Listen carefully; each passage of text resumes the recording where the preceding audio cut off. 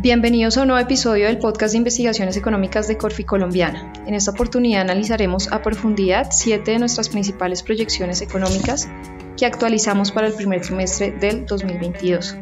El día de hoy tendremos como invitados a nuestros analistas Julio Romero, Diego Gómez, Felipe Espitia y Laura Parra, quienes nos compartirán su opinión y datos relevantes para entender mejor las razones de lo que anticipamos suceda en un año marcado por la incertidumbre electoral y el conflicto entre Rusia y Ucrania.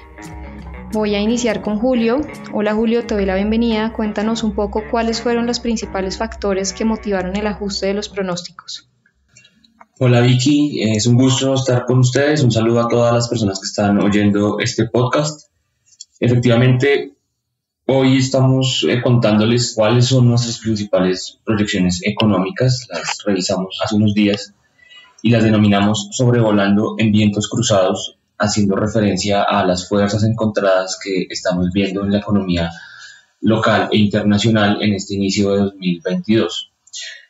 Quiero aquí mencionar que ya desde finales del año pasado en el equipo de investigaciones económicas preveíamos que este comienzo de año iba a tener una turbulencia importante, principalmente porque la inflación estaba escalando a un ritmo mucho mayor al que se preveía, y eso está generando una reacción de los bancos centrales más acelerada también de lo que se preveía. Sin embargo, a estas disrupciones en la inflación y en el aumento de las tasas de interés acelerado se sumó el conflicto en Ucrania, lo cual está exacerbando en varios mercados las presiones sobre los precios, principalmente sobre insumos agrícolas y energéticos. En Colombia en particular, además, tenemos un tema de incertidumbre electoral que también pueda estar afectando algunas variables como la inversión y las primas de riesgo. Por el lado positivo, tenemos el aumento en el precio del petróleo asociado también al conflicto en Ucrania. Eso es un viento de cola para nuestra economía y pueda generar unas perspectivas mejores en términos fiscales, de crecimiento y de cuentas externas frente al escenario que teníamos antes con precios del petróleo menos altos. En este contexto, pues lo que vamos a contarles a continuación con el equipo es puntualmente qué estamos previendo en términos de crecimiento, en términos de inflación, tasas del Banco Central, tasa de cambio, mercado de deuda, que es al final el que recoge todo este escenario que acabo de mencionar. Y bueno, pues de pronto termino mencionando también que este contexto de alta inflación y de precios altos en materias primas está generando un riesgo de estanflación. Esto es algo que implica una desaceleración, un crecimiento muy bajo de la economía, con incluso riesgos de recesión, acompañado de inflación muy alta.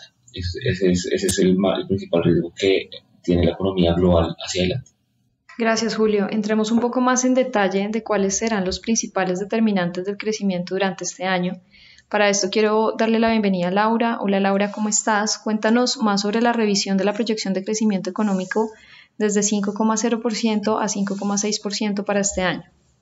Hola Vicky, un saludo a todos, es un gusto estar aquí con ustedes en este podcast. Y bueno, la revisión al alza en nuestro pronóstico de crecimiento incorpora dos elementos estadísticos. El primero es que partimos de un punto bien elevado. El desempeño de la actividad productiva en el último trimestre del año pasado fue muy robusto. Y además de eso tenemos una base estadística que al menos en el primer semestre del 2021 no es tan alta. Este efecto estadístico favorable pues va a seguir impulsando las cifras de crecimiento económico. Ya para entrar en detalle un poco de los motores de crecimiento, pues tenemos que hablar necesariamente del consumo. Este factor fue el principal motor de la recuperación el año pasado y creemos que lo va a seguir siendo este año. Sin embargo, va a tener un dinamismo más moderado en el marco de la recomposición del consumo. Ya vamos a ver un poco menos ese gasto eufórico que se dio luego de los confinamientos y va a estar más concentrado en servicios y mucho menos en bienes. Por el lado de la inversión, lo que vemos es que va a seguir aumentando, pero se va a mantener por debajo de sus niveles prepandemia y va a ser el resultado del balance de dos elementos.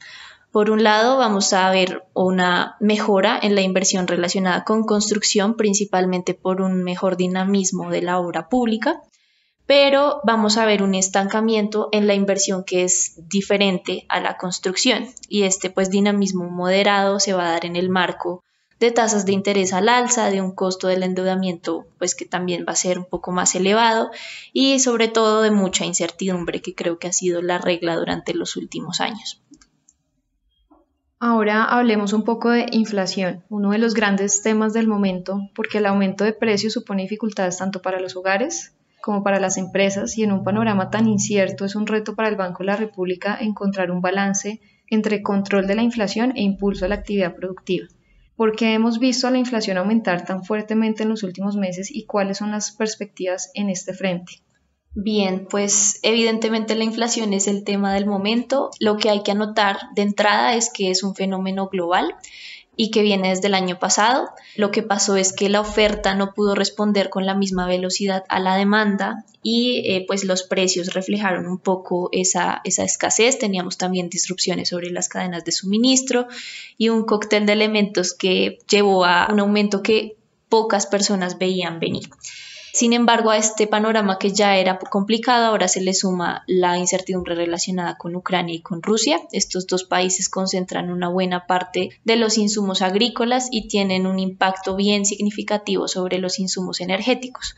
Entonces, este nuevo choque llega a afectar un nivel que ya era preocupante y en ese sentido esa moderación que vamos a ver en la inflación o que estábamos anticipando a partir del segundo trimestre, pues no la vamos a ver en estos meses, sino que se va a postergar al segundo semestre. En particular estamos viendo una inflación máxima de 8,9% en octubre y un cierre de la inflación en 8,4%. Este pronóstico es más elevado que el consenso del mercado, pero pues está incorporando todos estos retos que estamos viendo, no solo por el lado de alimentos, sino también por el lado de servicios, ahora que la inflación se está indexando un poco a niveles elevados en el caso de arriendo y de educación y de muchas otras actividades que habían estado mal en la pandemia.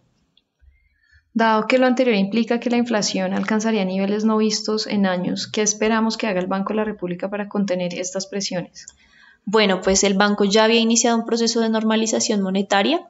Esperamos que lo continúe, que implemente aumentos de 100 puntos básicos en las próximas 3 reuniones y esto llevaría la tasa al nivel del 8%. Es un nivel elevado que esperamos se mantenga hasta la primera parte de 2023. Creo que en ese entonces podría iniciar un ciclo de reducciones condicional a que el problema de la inflación y sobre todo las expectativas estén un poco más ancladas. Muchas gracias, Laura. Ahora quiero volver con Julio y quisiera preguntarte cómo le fue a Colombia con el ajuste fiscal de 2021. ¿Qué resultados trajo las buenas cifras de crecimiento al cierre del año anterior? Vicky, efectivamente, el 2021 fue un año de ajuste fiscal mejor al previsto.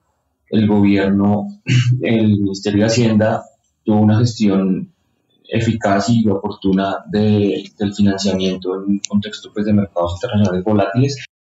Eso permitió que al final el cierre del déficit fiscal del Gobierno Nacional Central del 2021 fuera significativamente menor al que se tenía previsto previamente. El gobierno esperaba un nivel de 8,6 de déficit, finalmente fue casi un punto menor, un punto del PIB menor. Y lo otro relevante es que la deuda del Gobierno Nacional Central, la deuda bruta, que con la pandemia llegó a ser de más del 62-63% del PIB, y logró empezar a corregir, o sea, se quebró la tendencia al alza antes de lo que se esperaba que eso sucediera hacia el 2024 y sucedió a partir del 2021. Eso favorecido por el buen crecimiento de la economía, de la gestión del Ministerio de Hacienda, como lo mencionaba. Sin embargo, pues digamos que esto no quita los retos fiscales hacia adelante. El gobierno que se va a posicionar en agosto va a tener que enfrentar un reto muy, muy exigente y va a tener que hacer un ajuste fiscal bastante ambicioso en el 2023. Con dichos resultados, Julio, ¿ahora el gobierno nacional tendrá menores presiones de financiamiento para este año? Así es, Vicky. Lo que permitió esta gestión efectiva del gobierno y en un contexto tan volátil en los mercados financieros con un costo de financiamiento creciente fue reducir precisamente las necesidades de financiamiento de este año versus lo que ellos habían previsto antes. El plan financiero del 2022 contempla una disminución del financiamiento del Gobierno Nacional Central del orden de 26 billones de pesos y esto está acompañado de un menor monto de emisiones o de subastas de TES y de bonos globales frente a lo que preveía el marco fiscal de mediados del 2021. Muchas gracias, Julio. Ahora quiero hablar con Felipe un poco, teniendo en cuenta un panorama que desde lo local en términos fiscales luce un poco mejor. Quisiera preguntarte cómo le ha ido a la renta fija en nuestro país. Hola Vicky, muchas gracias por la invitación. Pues bueno, aquí vamos a hablar de dos índices para hablar de la renta fija. Uno es el índice de deuda pública de Corfi Colombiana y el otro es un índice de JP Morgan LMB, que es un índice de deuda que tiene en cuenta deuda de países emergentes en dólares estadounidenses. Muy rápidamente, varios números. El índice de deuda pública de Corfi Colombiana al día de hoy ha caído aproximadamente un 16%, y si lo comparamos con la caída súbita que tuvo en la pandemia, que fue alrededor del 13.4%, pues vemos cómo está sufriendo la deuda pública en nuestro país.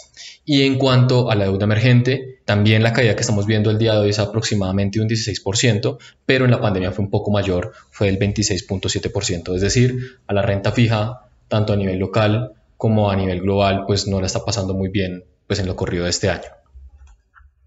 Cuéntanos un poco más sobre el tema a nivel de otros países.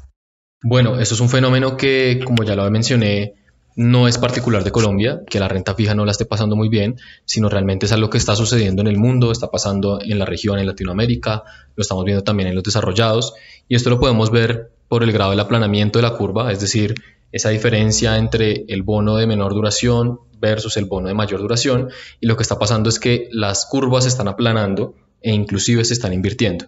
Y cuando hablamos de una inversión de la curva, que es algo que está pasando en Estados Unidos, que está pasando en Chile, en Brasil también alcanzó a ocurrir, es que los bonos de menor duración están teniendo un mayor rendimiento que los bonos de una duración mucho más extensa. Y como lo mencionaba Julio al principio, esto pudiese estar incorporando un poco un escenario en el cual la economía global está entrando en un proceso de estanflación o inclusive en alguna recesión en el futuro.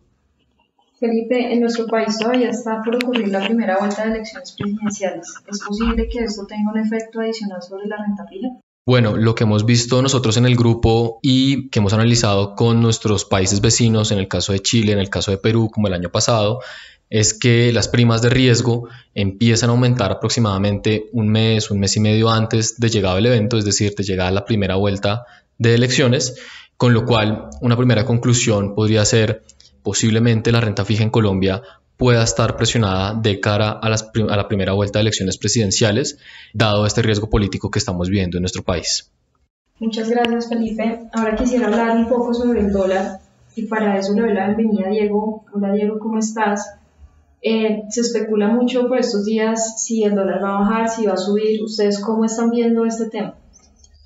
Bueno, Vicky, buenos días. Lo primero que me gustaría explicar es que en lo corrido del año el tipo de cambio se ha visto influenciado principalmente por factores externos y, como lo mencionaba Julio, este conflicto en Ucrania lo que ha hecho es encarecer los precios del sector de la energía. Colombia, al ser un país tradicionalmente exportador de crudo, alrededor del 30% de sus exportaciones totales son petróleo y derivados, unos buenos precios internacionales significan un mayor ingreso de divisas al país por cuenta de las ventas externas, y esto eventualmente hace que nuestra moneda tenga presiones revaluacionistas. Sin embargo, no podemos dejar de lado la actual coyuntura local y por ende no descartamos volatilidad durante el segundo trimestre, producto de las elecciones presidenciales de mayo y junio. De manera que la moneda podría romper nuevamente el techo de los 4.000 pesos a mediados de año. Una vez el conflicto en Ucrania se disipe y el panorama político aquí esté definido entrado el segundo semestre del año, anticipamos una leve corrección del tipo de cambio que le haría cerrar el año alrededor de los 3.900 pesos. Sin embargo, hay factores estructurales en el sector petrolero a nivel mundial en un marco de transición energética que está generando dificultades en su financiación y operatividad. Por lo que esto nos hace pensar que incluso durante este año sería complicado ver precios del petróleo por debajo de los $100 por barril y esto digamos que podría presionar incluso la tasa de cambio en niveles inferiores a los 3.900 pesos. Hablemos ahora de otro de los temas importantes por estos días, que son las cuentas externas. ¿Qué estimaciones tienen para este año? ¿Cerraremos nuestro déficit en cuenta corriente? Bueno, Vicky, esa es otra muy buena pregunta. Lo primero es decir que Colombia cuenta con uno de los déficits en cuenta corriente más altos de Latinoamérica y de países emergentes, lo que refleja claramente una vulnerabilidad estructural de nuestras cuentas externas. Con base en esta bonanza petrolera, estos buenos precios del petróleo lo que haría sería que nosotros pudiéramos cerrar nuestro déficit en cuenta corriente a niveles del 4.6% del PIB, cuando en 2021 digamos que registramos en total del año un 5.7%. Esto digamos que mantiene siéndose un déficit alto comparativamente con los de la región, pero eventualmente digamos que podríamos aprovechar estos buenos precios para corregir parte de ese déficit. Y ya para terminar, ¿cómo están viendo los flujos de inversión extranjera directa este año? ¿Van a aumentar? Bueno, eso es importante, dado que parte de nuestro déficit lo debemos financiar con inversión extranjera directa. En este sentido, y con esta bonanza petrolera, estimamos que la inversión extranjera crezca un 45% respecto al año pasado y por lo tanto completará su corrección luego de la caída que sufrió tras la pandemia en 2020. Bueno, Diego, muchas gracias a ti, a Laura, a Julio y a Felipe y a toda nuestra audiencia por acompañarnos el día de hoy. Esperamos que este podcast haya sido de su interés y los esperamos en un próximo episodio de análisis del equipo de investigaciones económicas. Recuerden suscribirse a nuestro canal y seguirnos en Instagram, Facebook, LinkedIn y Twitter como @corficolombiano.